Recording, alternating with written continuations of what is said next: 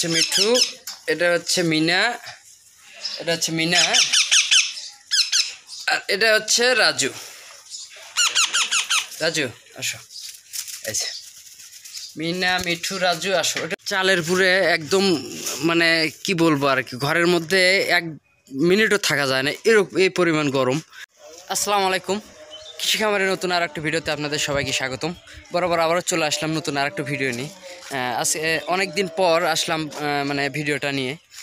আসলে আমার কি মানে পারিবারিক একটা সমস্যার কারণে, প্লাস আমার ইন্টারনেটের কারণে আমি দীর্ঘদিন ভিডিও আনতে পারিনি। তো আজকে চলে আসলাম। তো এই এতদিনে আমার বাড়িতে অনেক কিছুই আপডেট হয়েছে, সেই আপডেটটা আপনাদের আজকে সংক্ষেপে কিছু জানাবো।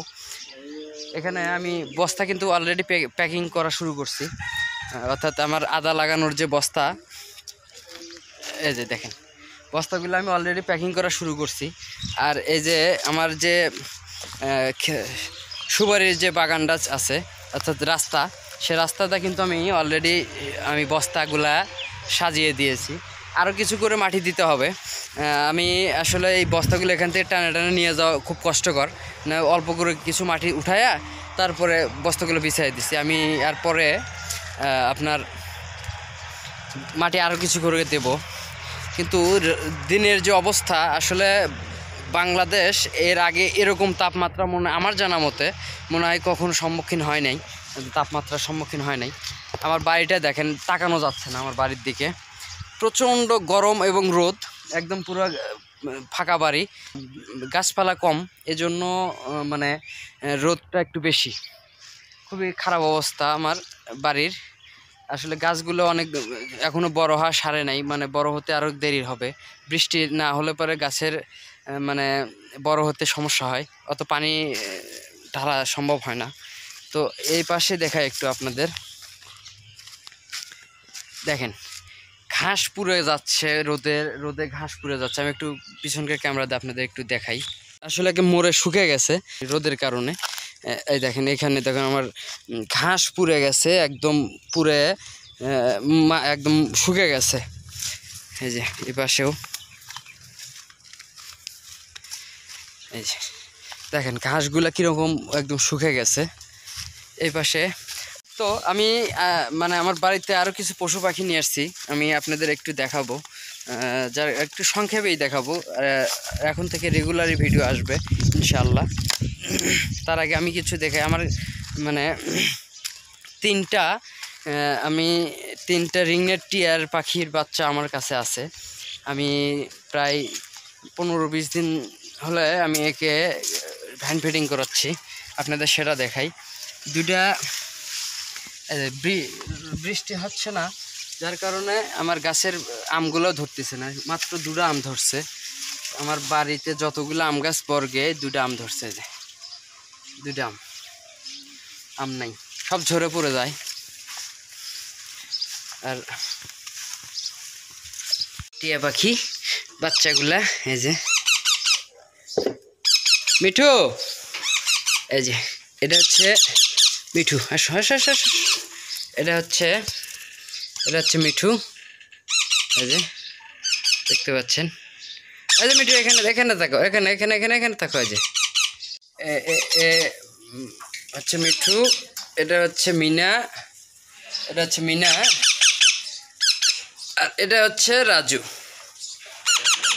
রাজু আসো, এই যে মিনা, মিঠু, রাজু আসো, এটা এখানে বসো, এখানে বসো। এই যে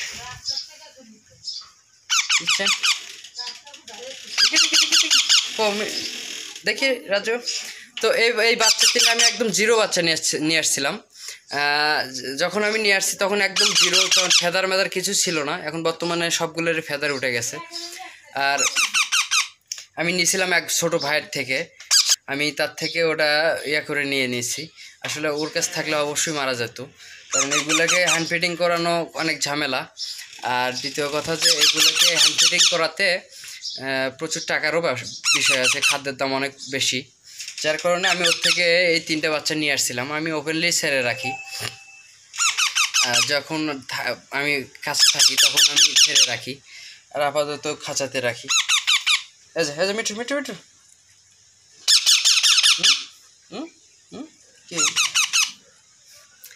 খুবই ফ্রেন্ডলি হয়েছে, এই যে তিনোটাই অনেক হেলদি। কিন্তু এটার একটু একটু সমস্যা, পায়ে মনে হয় আর চোট পাইছে, কালকে আমি ওষুধ খাওয়াইছি।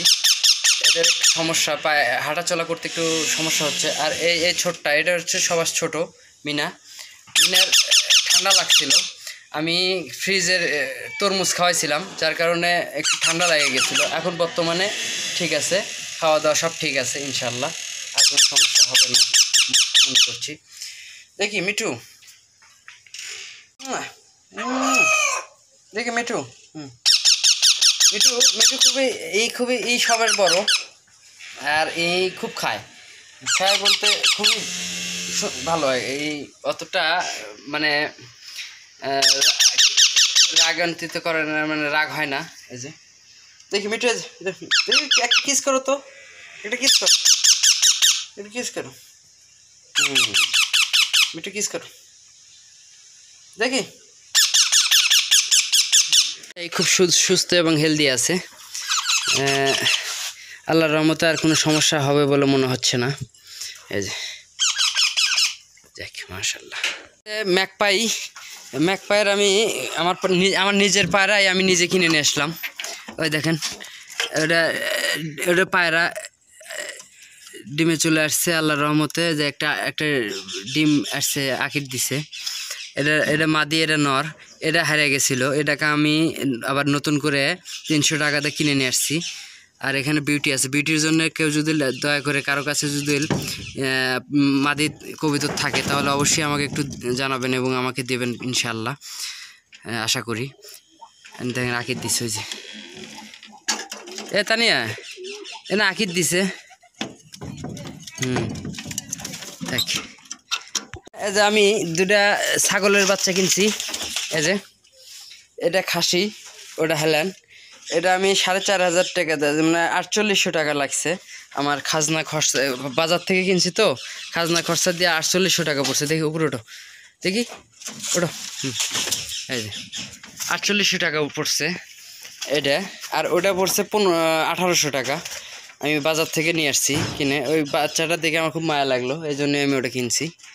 এই যে, আর এখানে দেখেন আমার কবুতরের বেবি দিছে, এই যে বেবি দেখেন কি সুন্দর স্বাস্থ্য আর হেলদি। দেখেন খুব ফিডিং, মানে এমনভাবে ফিডিং করছে, পেটে আর জায়গায় নেই। হ্যাঁ, কোকাটেলের ওর পেয়ার হয়ে গেছে ইনশাল্লাহ, আগামীতে হয়তো আর কিছুদিনের মধ্যে হয়তো আমরা বেবি মানে সুখবরটা পাবো। ওই যে দেখেন, এই গরমে আসলে আমি গরমের কারণে, অতিরিক্ত গরমের কারণে আর কিছু করাই যাচ্ছে না।